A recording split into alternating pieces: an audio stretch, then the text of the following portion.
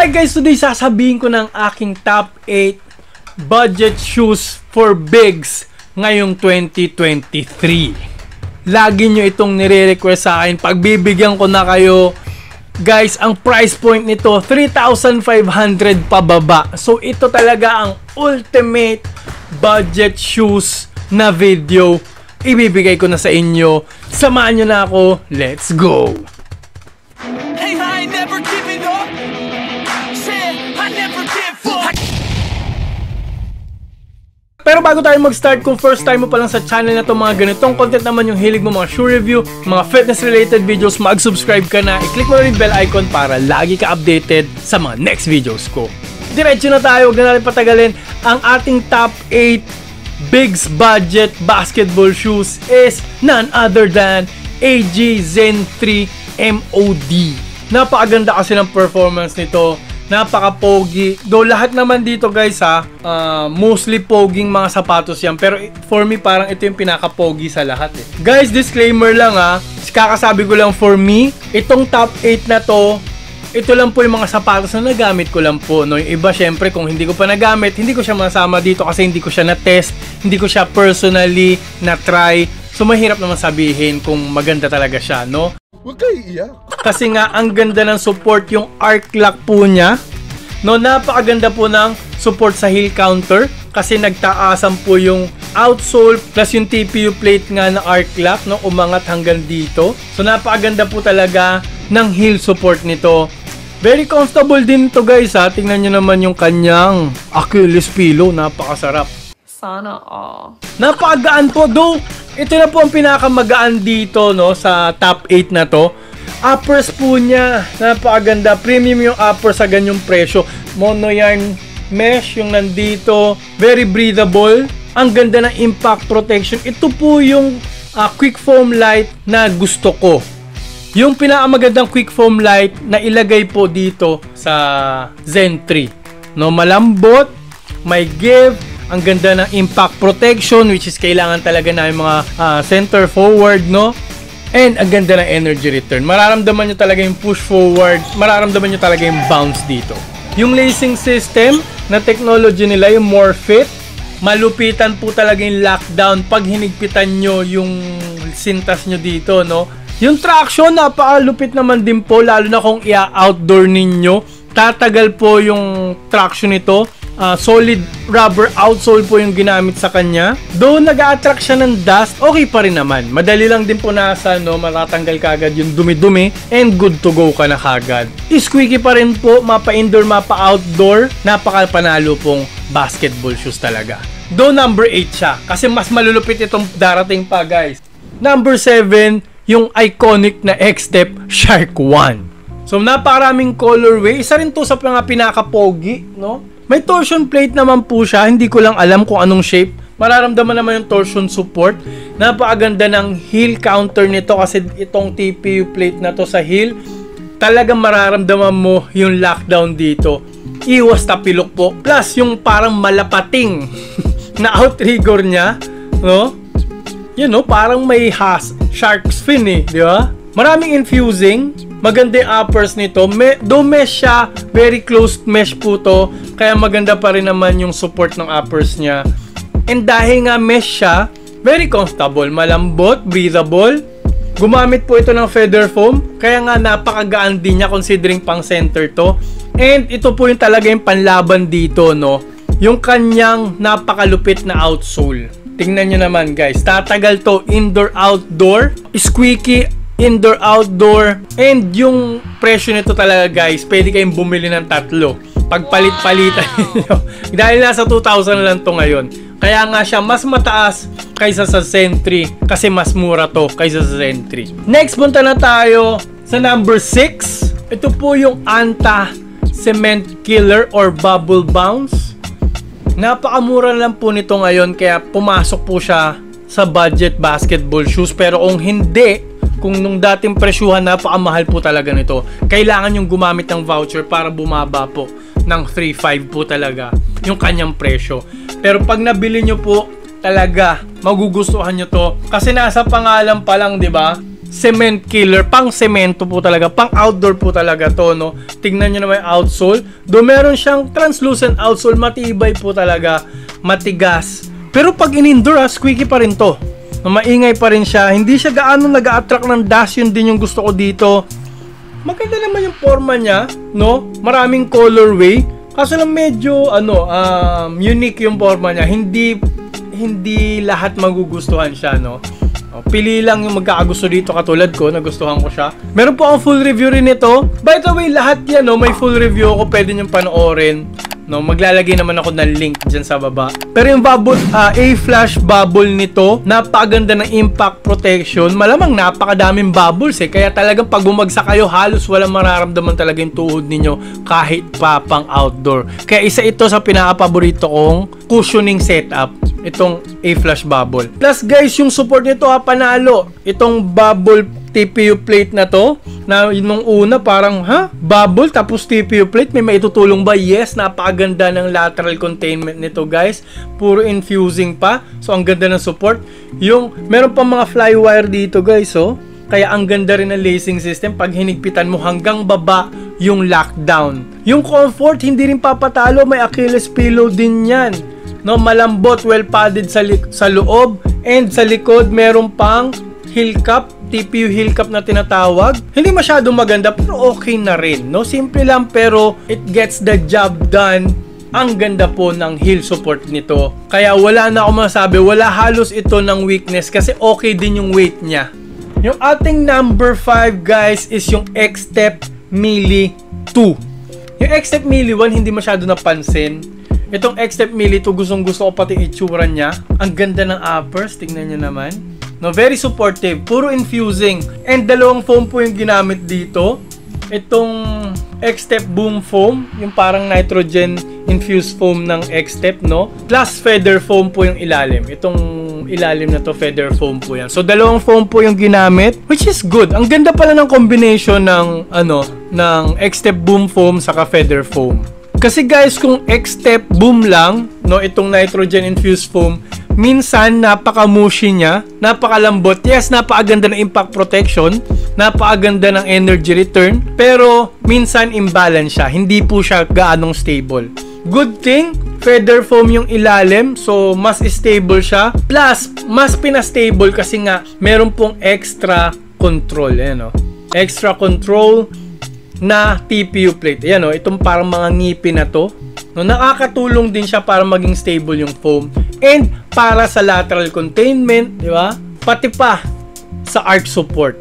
Ganda, di ba? Umiikot yan guys, paikot yan. Paikot yan. Very breathable din. Well padded naman po. Okay din yung weight niya. Hindi siya sobrang gaan, hindi siya sobrang bigat. Napaka squeaky po nito sa indoor. Top tier traction po. Kaso lang, malambot po yung kanyang outsole. Though solid outsole to, hindi siya best for outdoor. No, maganda lang po siya, best po siya for indoor. Okay, though pwede pa rin sa outdoor pero goods lang po siya sa outdoor.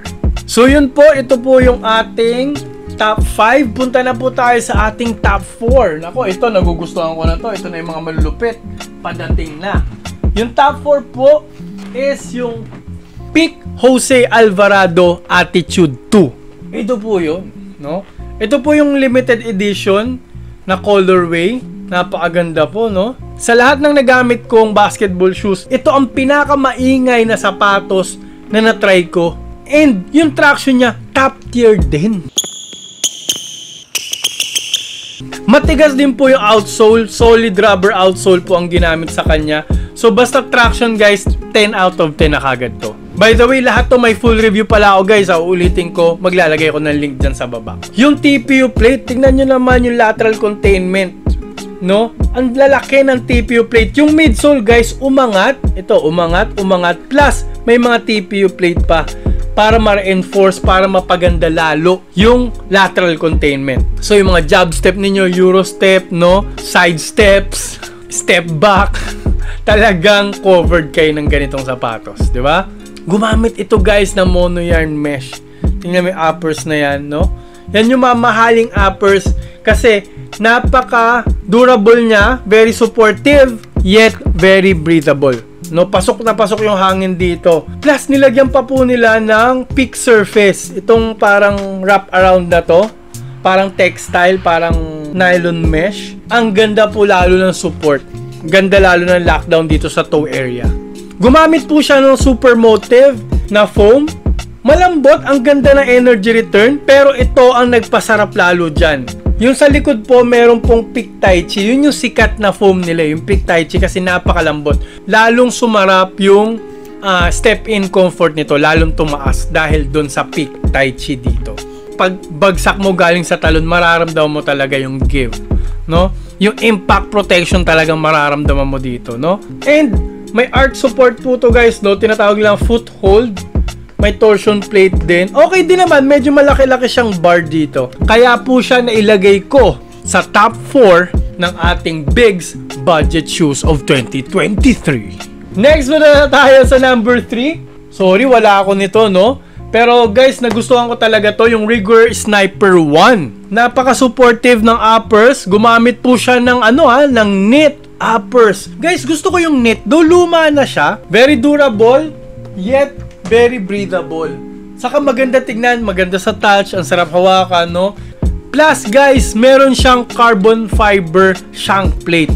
Yung Sniper 1. Yung Sniper 2 nga, wala eh. Yung Sniper 1 meron. Mas mura pa yun guys ha. Very minimal lang yung itsura. Mukha nga siya actually old school eh. Yung silhouette niya mukhang old school. Gumamit po ito ng ng parang nitrogen infused foam. Dynamic foam po yung tawag nila dun sa foam na ginamit nila, no? Which is nitrogen infused foam yon, para rin siyang X-Step Boom, parang parehas nung Mili, no? Na ganon, parang mala Adidas Boost yung itsura, which is gustong-gusto ko sa impact protection and sa energy return. Yung bounce no, napakalupit. Okay din yung padding, very breathable. Okay din yung kanyang court feel. May court feel pa rin, hindi siya masyadong mataas, no? Hindi siya masyadong high off the ground. Panalo. Wala na ako halos maisip na weakness ng sapatos na to, no? Kaya, ayan, nasa top 3 po siya. Hindi, wow. So yun guys, number 2 na tayo. X-Step Shark 2 or X-Step Flying Shark 2. No, wala lang pa akong full review nito. Huwag kayong mag-alala. Next week gagawan ko po. Pero kaya nagustuhan ko siya kasi nga, unang-unang mura siya. And naka-carbon fiber siya sa ganyang presyo, guys. No? Hindi ko nga lang alam kung ano yung shape niya, no? Pero parang malaki naman siyang carbon fiber. Guys, pag may carbon fiber, medyo tumataas sa line, no? Ay sa ranking. Kahit dun sa pang-point guards na shoes, tumataas sa ranking. Kasi iba ang nagagawa ng shank plate na carbon fiber. Mas may bounce, merong konting impact protection, shock absorption, energy return, and torsion support nga or twisting support. Napakadaming benefit ng carbon fiber na shank plate. And mahal yung material na yon. Nilalagay lang sa mga mahal na material. Ito, nilagay sa tig 2,000. Ewan ko, X-Step, paano nyo nagagawa to, no? Huwag kayo iiyak. Isa pa is yung kanyang traction. Napaka-squeaky. Parang number 2 to sa pinaka-squeaky, number 3 sa pinaka-squeaky na sapatos na na-try ko, no? Ang kagandaan nito guys, dynamic foam light na ang ginamit, no? Very bouncy, ang ganda ng energy return. Para siyang Energy X ng 361. On a stiff side nga lang, katulad din ng Energy X, pero maganda yung bounce, no? So okay yung bounce. And yung support nito guys, tingnan nyo, puro TPU plate. Umaangat pa sa heel counter yung TPU plate. Aangat na naman dito. So yung heel mo, may dalawang TPU plate na umaangat. Napaka-supportive sa heel. Very breathable din. Maganda yung uppers, maganda yung itsura, and magaan. Natutuwa talaga ako. Basta Shark talaga, parang panalo pag Shark eh. Shark 1, Shark 2, Shark V3. Napakalupit ng mga Shark. Is itong X-Step Shark 2 or X-Step Flying Shark 2. Ang ating number 1 this year, walang iba kundi ang 361-degree Aaron Gordon 1 Pro or AG1 Pro. Ito po yung Gundam Edition. Ito po yung regular Pro version.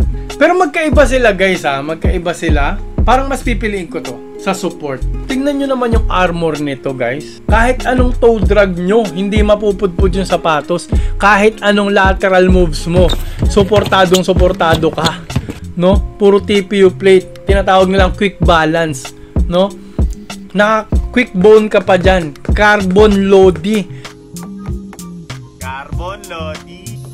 Carbon fiber na arc support and shank plate. Squeaky to outdoor, squeaky indoor. Pero yung outsole niya hindi solid rubber. Itong Gundam Edition parang semi-translucent. Ito solid oh. And yung impact protection nito guys, top tier impact protection talaga to, no? Wow naman! Wow! Wow! Yung NFO, yung Neofoam organ, napakalambot. Plus, dinagdagan pa nila ng malambot pa na foam. Ito yung quick foam. Ito nakikita nyo dito. Very padded, guys. Nakita nyo ba yung Achilles pillow na yan? Ang ganda rin ng energy return. Yung torsion support, maganda rin. Outrigger, ang kapal. Basta guys, pag sinabing support, wala nang tatalo dito. So dahil dyan guys, ito ang ating top 1 budget basketball shoes for bigs for 2023. So, maraming salamat sa mga nanood guys, maraming salamat sa inyo. Huwag kayong mag-alala, maglalagay po ako ng link dyan. Lahat po ng mga products, lahat po ng mga sapatos na sinabi ko sa top 8, maglalagay po ko ng link dyan sa baba para matry nyo na kagad, lalo na magpapasko, lalo na December ngayon, mas magmumura pa yan. Nagkakaubusan na rin lalo na itong top 1 natin, no? Sad to say, luma na naman kasi yan, no? Kaya bumili na po kayo kagad, nandyan po yung link. Pero kung naghahanap pa po kayo ng mga premium naman, yung mga mamahaling pang center, pang bigs na basketball shoes, maglalagay po ako dito. And yung bilog dito, huwag nyo kalimutan pindutin para masubscribe po agad kayo para like and update sa mga next videos ko. Marami po salamat sa panonood. Mag-ingat po kayo palagi. And lagi nyo rin po tatandaan to always drink your protein. Bye!